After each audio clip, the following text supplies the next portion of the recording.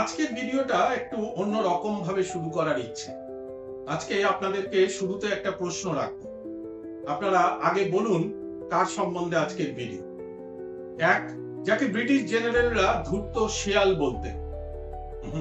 দুই, যিনি আবার 1956 সালে পাকিস্তানের সংবিধানে গণতন্ত্রের ভিত্তি স্থাপন করেছিলেন। আর 3 নম্বর ক্লু, যাকে হিন্দু মহাসভা কলকাতার কসাই বলে ডাকতো।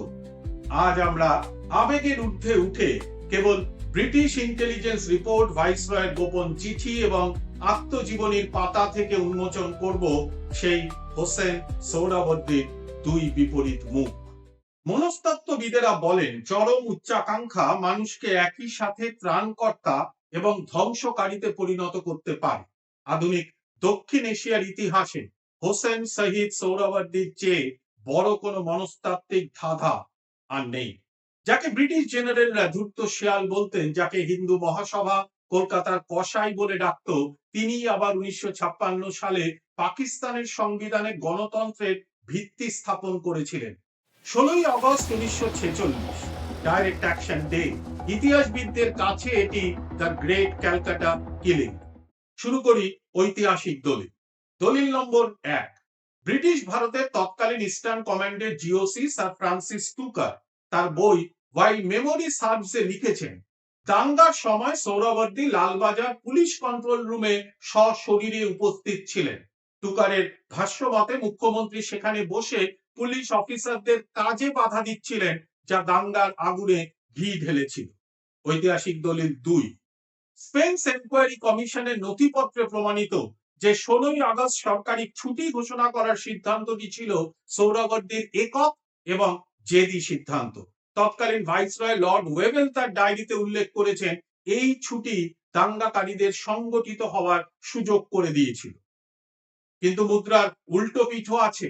ব্রিটিশ আর্কাইভের কিছু টেলিগ্রাম বলছে, দাঙ্গা যখন নিয়ন্ত্রণের বাইরে চলে যায় তখন সোহরাওয়ার্দী নিজেই ব্রিটিশ সেনাবাহিনীকে তলব করেছিলেন, যা তার দলের চরমপন্থী অংশ ভালো চোখে দেখেনি।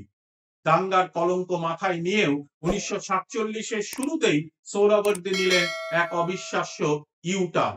তিনি হাত মেলালেন কংগ্রেস নেতা শরৎচন্দ্র বসুর সাথে। লক্ষ্য, একটি স্বাধীন, সার্বভৌম ও অখণ্ড বাংলা। ঐতিহাসিক দলিল 3, মাউন্টব্যাটেন পেপারস, রিপোর্ট নম্বর 5, এপ্রিল 1947।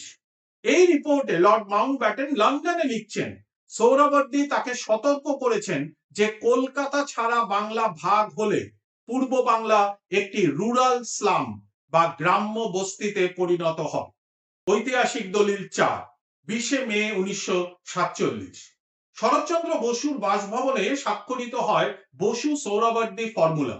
এই চুক্তির দলিলে লেখা ছিল, বাংলায় যৌথ নির্বাচনী ব্যবস্থা থাকবে, যেখানে হিন্দু মুসলিম ভেদাভেদ থাকবে না। কিন্তু জিন্নার মুসলিম লীগ এবং নেহরুর কংগ্রেস উভয় পক্ষই এই প্রস্তাবকে প্রত্যাখ্যান করে। সোহরাওয়ার্দী তার জীবনের শ্রেষ্ঠ বাজিটি হেরে যান। পাকিস্তান সৃষ্টির পর সোহরাওয়ার্দী হয়ে উঠলেন এক ব্রাত্য রাজনৈতিক প্রতিভা। 1956 সালে তিনি পাকিস্তানের প্রধানমন্ত্রী হলেন বটে, কিন্তু সামরিক জান্তার চোখে তিনি ছিলেন স্রেফ এক কাঁটা।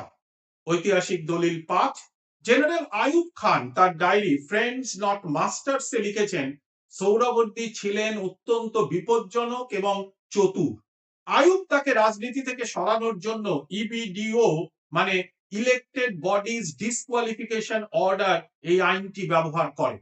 1959 সালের ট্রায়াল নথিতে দেখা যায়, সোহরাওয়ার্দী ঘন্টার পর ঘন্টা নিজের পক্ষে আইনি লড়াই চালিয়েছিলেন, যা সামরিক শাসকদের ভিত কাঁপিয়ে দিয়েছিল। 1963 সালের 5ই ডিসেম্বর লেবাননের বৈরুত, এক নিঃসঙ্গ নির্বাসন। ঐতিহাসিক দলিল 6, শেখ মুজিবুর রহমানের অসমাপ্ত আত্মজীবনী। বঙ্গবন্ধু লিখেছেন, সোহরাওয়ার্দী যখন মারা যান তখন তার পকেটে ওষুধ কেনার টাকাও ঠিক মতো ছিল না। বাংলার ক্ষমতার রাজপুত্রকে মরতে হলো বিদেশের এক ঠান্ডা হোটেল রুমে একা। ঐতিহাসিক দলিল 7, লেবানন থেকে পাঠানো সেই ঐতিহাসিক মেডিকেল টেলিগ্রাম। মৃত্যুর কারণ বলা হলো কার্ডিয়াক অ্যারেস্ট, কিন্তু তার পরিবার আজও প্রশ্ন তোলে, কেন সেই রাতে তার ফোনের লাইন কেটে দেওয়া হয়েছিল, কেন কোনো ময়না তদন্ত ছাড়াই তার দেহ ফেরত পাঠানো হলো? হোসেন শহীদ সোহরাওয়ার্দী তিনি কি 1946-এর দাঙ্গার উস্কানিদাতা, নাকি 1947-এর অখণ্ড বাংলার স্বপ্নদ্রষ্টা? ঐতিহাসিক দলিলগুলো বলছে তিনি ছিলেন পরিস্থিতির শিকার এবং পরিস্থিতির স্রষ্টা উভয়। তিনি ছিলেন সেই বিরল রাজনীতিবিদ যিনি রাজপথ থেকে শুরু করে আইনি আদালত পর্যন্ত লড়েছেন। তার রাজনৈতিক জীবনের বৈপরীত্যই তাকে ইতিহাসের সবচেয়ে বিতর্কিত কিন্তু অনিবার্য চরিত্রে পরিণত করেছে।